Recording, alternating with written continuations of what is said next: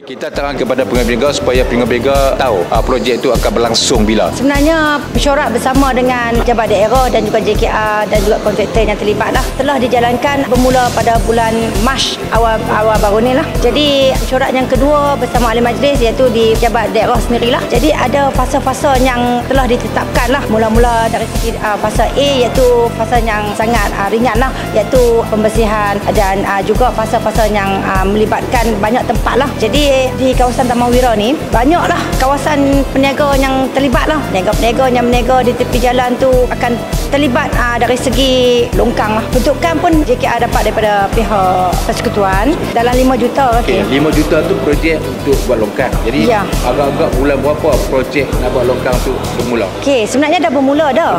Dah bermula dah. Dari segi kerja pembersihan, penandaan, saya berharap kepada peniaga semua memberi kerjasama dan peluang kepada pihak-pihak yang terlibat dalam projek ni untuk kita kata untuk kemudahan yang di masa hadapan lah. Para peniaga tu kita tak tinggal macam tu saja. Masih lagi dalam perbincangan untuk menempatkan mana-mana penjaja di tempat yang kita kata sesuai.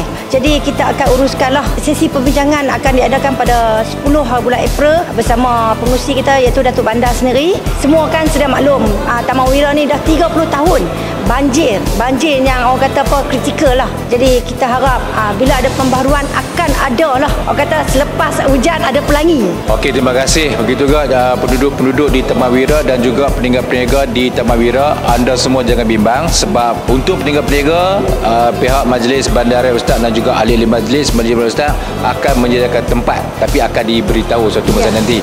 Okey, jadi kita terpaksa susah dulu. Kita kenal kemudian. Terima kasih.